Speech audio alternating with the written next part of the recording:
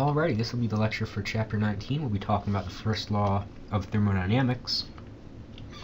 Up until this point, we've talked about heat transfer and we've talked about work separately. We're going to now talk about what they are in a thermodynamic process and calculate how much work is done in a thermodynamic process.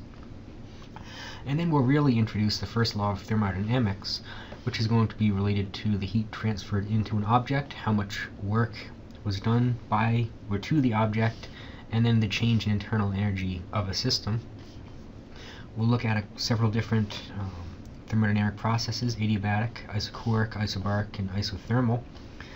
We'll talk briefly about the molecular heat capacities and how they're different for constant volume and constant pressure processes. And lastly, we'll look at adiabatic processes, because they're really kind of the funky looking ones on the PV diagrams. So let's get some of the basic definitions out of the way. A thermodynamic system is just going to be a collection of objects that may exchange energy with its surroundings. So here we have a nice green blob. That's going to be my thermodynamic system, and it can exchange energy with its surroundings. In a thermodynamic process, energy is going to be exchanged, and changes are going to occur in the state of the system. Remember, the state variables are going to be pressure, volume, and temperature. So in thermodynamic processes, pressure, volume, or temperature can be changing. One thing with this particular chapter is going to be very careful of signs. Put a couple of stars next to this right here. We're going to define Q to be positive when heat flows into a system. So you can see heat here flowing into the system, and it's going to be larger than 0. It's going to be positive when it enters the system. It's going to be negative when it leaves the system as such. Work is not going to be the work done to the system, it's going to be the work done by the system, by being the key word. So when work leaves the system, work is going to be positive. When work is done to the system, then work is going to be negative. So apologize for the confusion. That's kind of the definition that the book uses, and we're going to have to stick with it. But just keep in mind which one you're talking about: Q, heat, or W, work. And remember that Q is positive when it flows into the system, the opposite for work. So why does the book define work to be positive? Let's take a look at two different scenarios here. In the first scenario, or in both scenarios, we're going to have some gas inside of a cylinder, and there's going to be a movable piston head that it's just kind of sitting there. It's not stuck there, it's just at an equilibrium position. Now suppose we have a molecule that is kind of rolling in there with a very large velocity. It's going to undergo a collision with the piston here. The piston's going to start to move. It's just been hit by a gas particle. Now afterwards, you can see that the molecule is going to bounce off of it. It's going to be leaving with a smaller velocity. It's lost some kinetic energy. Therefore, it's done some positive work on the piston. So that's more or less why work has to be positive when it's done by the gas. If you consider, the opposite scenario where here I'm pushing the cylinder in now. Now I'm actually doing work to the gas. And in this case, I have a gas particle coming towards my piston with some small velocity. The piston pushes it, and afterwards it's moving away with a larger velocity. The molecule has gained some kinetic energy, so it's done negative work on the piston. If we think about these particles as applying some force to my piston, which essentially they are, the force is going to be the pressure of the gas multiplied by the area of the piston. When that force is in the same direction as dx, it's going to be a positive amount of work. Remembering that work was going to be equal to the integral of force multiplied by ds, or dx in this case. Remember that this is a dot product. When they're in the same direction, it's multiplied by cosine of 0. When they're in opposite directions, it's going to be multiplied by the cosine of 180, so work would be negative. That would be the case down here. Now we can relate all of these things. The book kind of does this for you, so I'm not going to bother just talking over that. But we can, at the end of the day, for a volume change, we can write that the work done during a volume change is going to be the integral of the initial volume to the second volume of the pressure multiplied by this little tiny change in volume.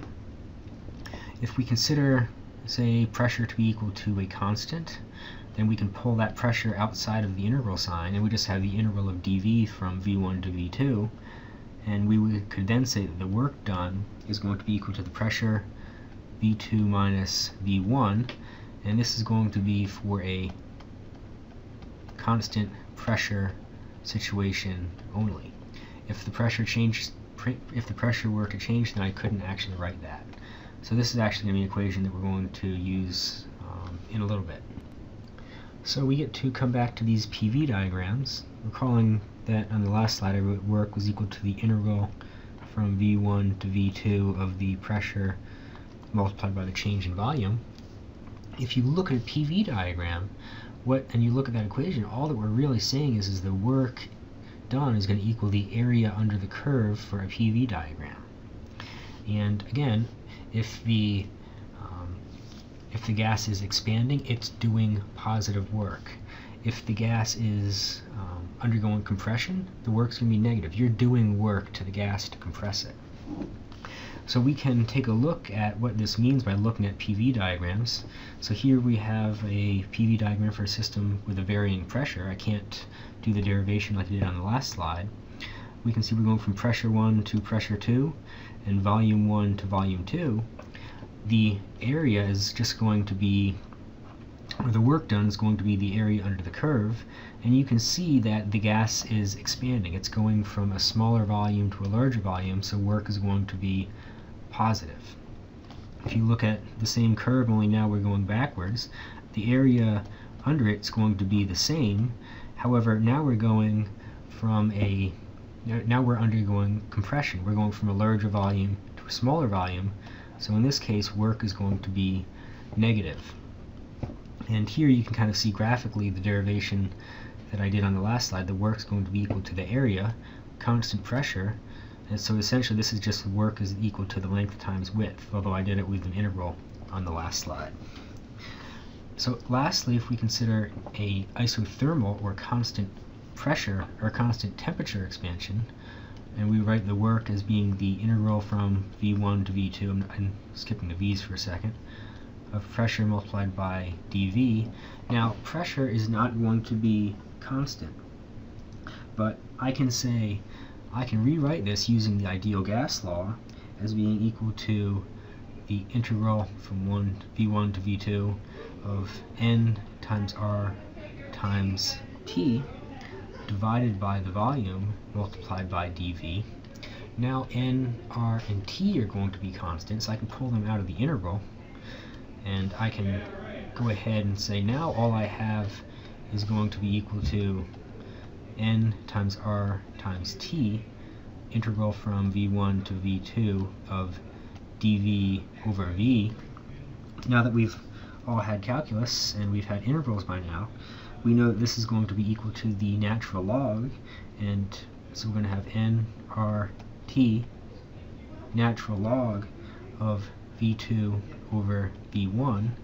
And so now we have an expression, a very important expression, for the work done during a isothermal or constant temperature expansion.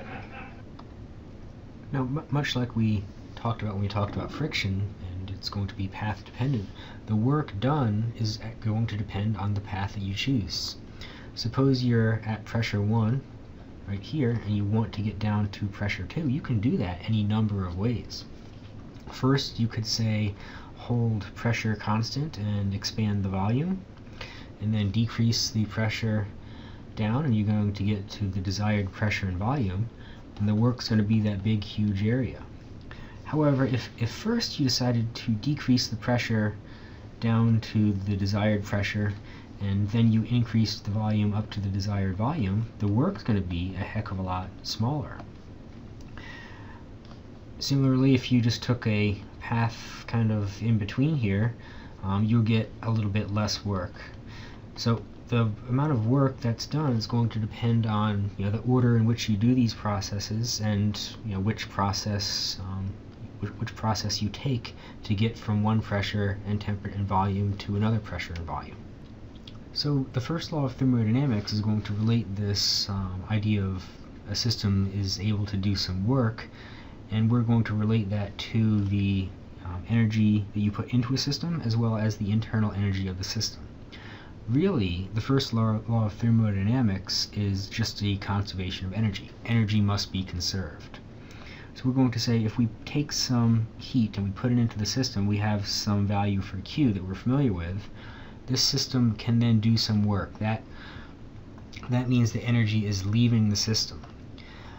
The change in internal energy of the system, so this delta U right here, is simply going to be the energy you put into the system minus how much work that it did. Taking a look at kind of graphically what we're looking at here, where my system is again this little blob right here.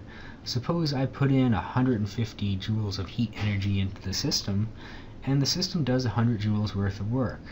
Well, we're missing 50 joules. Where did it go? It went into the internal energy of the system. Similarly, if we pull out 150 joules of energy from the system, but we put in 100 joules to the system, keep in mind that's a negative because we're doing work to the system, the internal energy of the system must still decrease by 50 joules. We pulled out more than we put into it. And lastly, suppose you put in 150 joules of energy into the system and it does 150 joules of work. The internal energy of the system does not change. So this is kind of the equivalent of eating a jelly donut and then doing like a bazillion crunches. Now, I've shown how at least work for now is dependent on the path that was chosen between the states.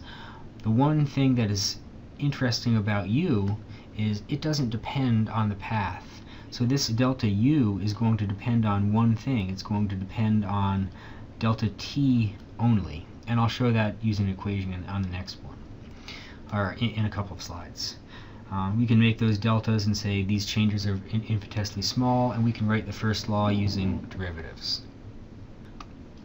If we talk about a cyclic process here, in that particular process, a system is going to return to its initial state, and what that means is the change in internal energy must be equal to 0. So if we consider your body's cyclic process for one day, let's start by having some breakfast. We go to Denny's and we have a grand slam. We've put some energy into our system. We've also done some work. It takes some work to shovel all that food in. We also have our basal metabolism we have to worry about. So morning work, you do physics homework, physics homework, physics homework. You've done some work. We're not putting energy into the system though. You hit Subway, you grab a sub, you've just put some heat energy into the system. Still takes some work to do there. Afternoon work, more physics homework, more physics homework. That takes some work out of the system right here. You grab some dinner. We've now put energy into the system. Take some work. You do some exercise. You did some work. You're not putting any energy in. More studying physics homework. Maybe watching some television. Gets some work out of the system. And then sleeping. Once again, you have your basal metabolism. If we sum all these guys up, and we'll say that the energy into the system is going to be equal to the work out. That means the change in internal energy of the system was equal to 0. That's great. It means you're going to maintain your body weight. So let's talk about 4 types of thermodynamic processes and how the heat, internal energy, and work are related. Remember that work is going to be the integral of pressure multiplied by dV. First type of process is going to be called adiabatic process, in which case we're going to say there's going to be no heat transferred into or out of the system. So this Q is going to be equal to 0. What does that mean for the change in internal energy of the system? Any work done by that system must come from the internal energy of the system. Here I've just written the first law of thermodynamics without the Q in there, because Q is equal to 0. Second type of process is going to be isochoric, also known as isometric once in a while. Volume is going to remain constant. Taking a look at our expression for work is pressure times change in volume. In this case, work is going to be equal to 0, so any heat you put into the system is simply going to go straight into its internal energy. Isobaric, in that particular case, the work is going to be equal to the pressure times the change in volume. We've already derived that. This type of thermodynamic process is going to be a constant pressure process. Lastly, isothermal. In this case, the temperature is going to remain constant, and we've already derived an expression for the work, which is going to be equal to the number of moles, R times the temperature, natural log the change in volume right here. Now, for isothermal, we know that the change in temperature is going to be equal to 0. This is also going to mean that the change in internal energy of the system is going to be equal to 0. The change in internal energy of the system is related only to the temperature. So in this case, the heat flow into the system is going to also be equal to the work done by the system. We know the work is going to be related to the change in volume. So let's take a look at these four processes on a PV diagram. Easiest two to kind of conceptually look at is going to first be isobaric being constant pressure. So starting at A right here, we're going to simply change our volume, keeping it at a constant pressure. Ideal gas law tells you that the temperature must also increase. Take a look at isochoric, that's going to be constant volume. Starting off at A, we drop down to 0.2, and we have preserved our volume. Ideal gas law tells you that the temperature must have also gone down. Now, the other two are going to be isothermal and adiabatic. Isothermal, the temperature is going to change, pressure and volume can change, and it's going to stay along one of these light blue lines, which are called isotherms, which are essentially lines of constant temperature. Adiabatic, the temperature is also going to go down. It's also going to change the pressure, it's also going to change the volume. Really the only way to change them apart is to look at the steepness, or I'll tell you that there was no change in, or there was no heat put into the system. So I've mentioned several times that the internal energy of a gas is going to depend only on its temperature, not on its pressure or volume. I've also said that it's path independent, so let's think about what happens if we have a perfectly isolated system. Suppose we have a system that's insulated, we have a breakable partition that we're going to yank away, and we're going to have a gas on the other side that's at temperature T. Now we go ahead and we yank that partition away. In this case, the walls are not going to move, so no work is going to be equal to done on this system. There's going to be no heat flow into or out of the system. Q is going to be equal to 0.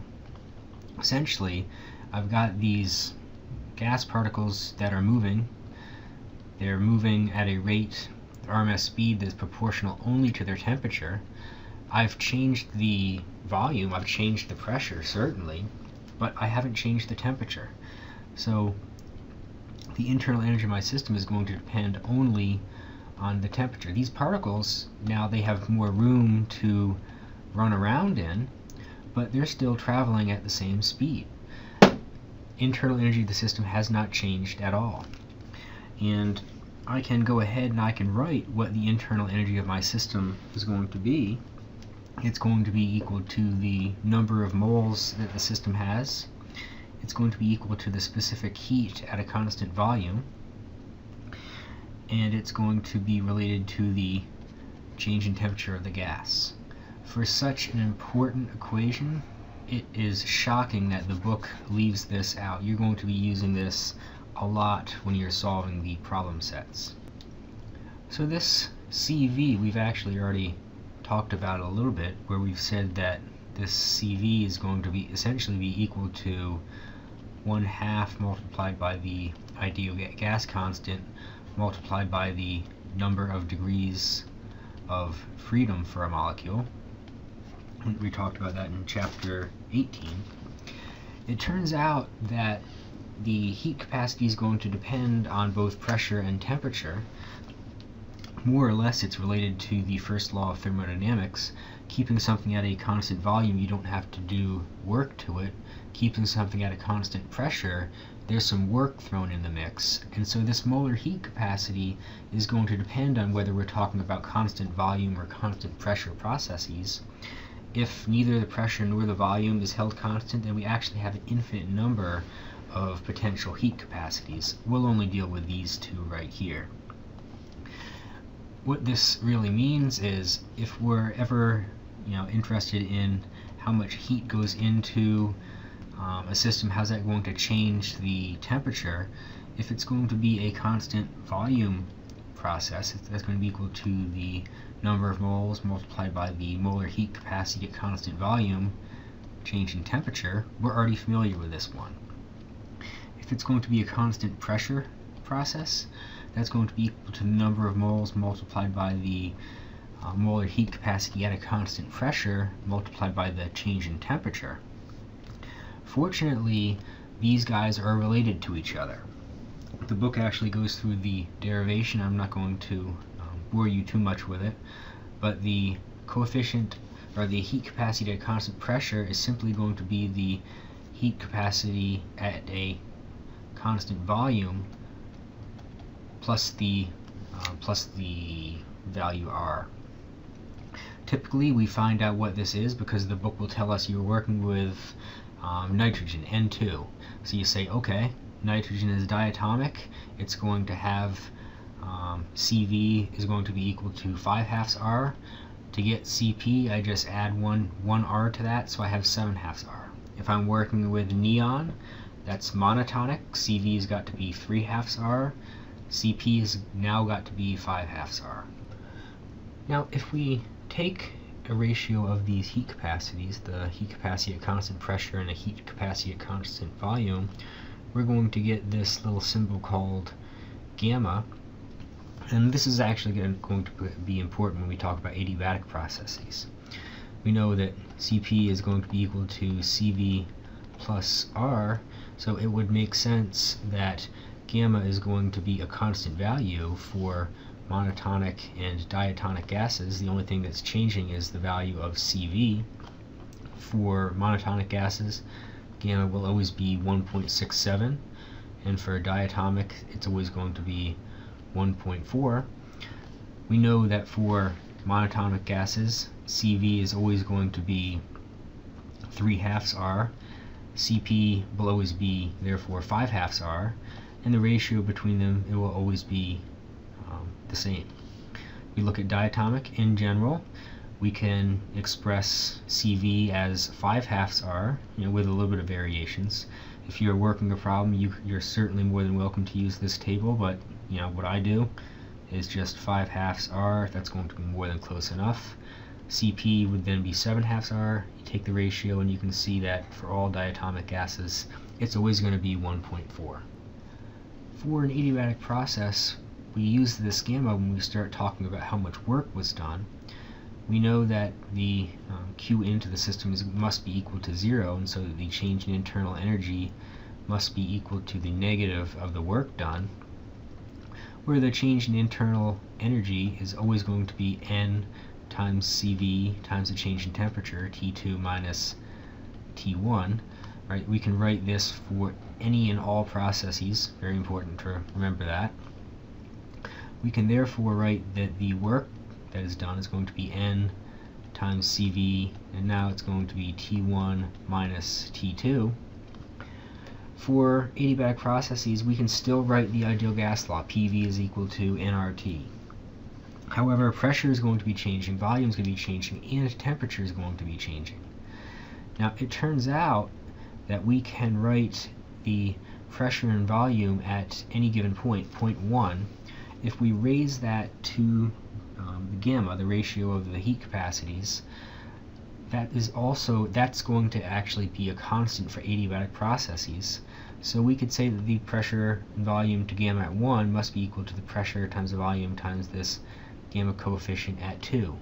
Again, this is only for adiabatic processes.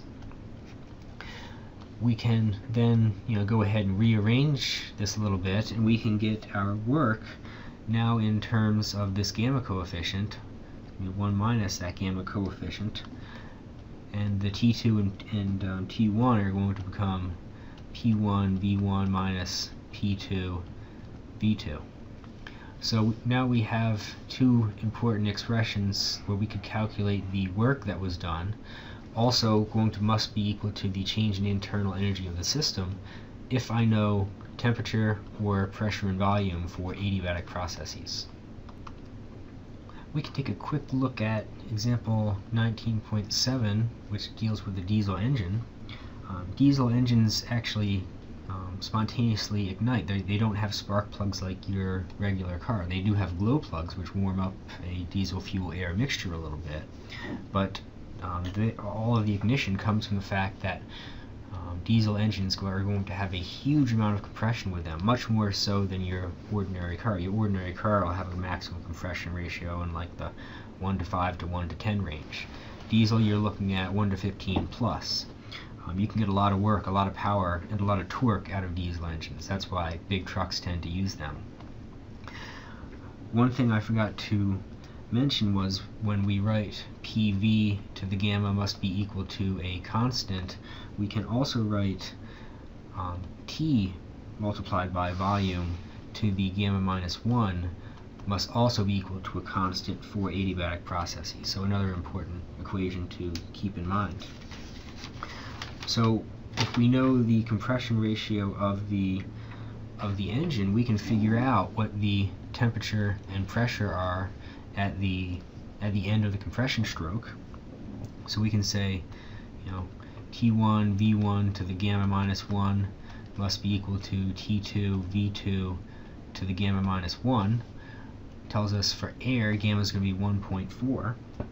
So we can then say that the temperature at the end of the compression stroke is going to be equal to the temperature prior to compression stroke relative to the ratio of V1 to V2. Both of those are to the gamma minus 1. It's starting off at around 23 degrees Celsius, so not too hot. Now we know what the initial temperature is. It's going to be 300 Kelvin. We do have to work these in Kelvin still. The ratio of the volumes is given right here. It's just going to be 15, and in this case it's going to be 1.4 minus 1. So the temperature at the end of the day is going to be 886 degrees Kelvin, which is going to be about 613 degrees Celsius. So simply compressing this gas has drastically raised its temperature pretty much to the point where it's going to spontaneously ignite. Also, we can calculate the pressure. We could say, P1 V1 to the gamma is equal to P2 V2 to the gamma. Now we can do a quick calculation and figure out what the pressure is at the end of the day. I'll leave that one up to you.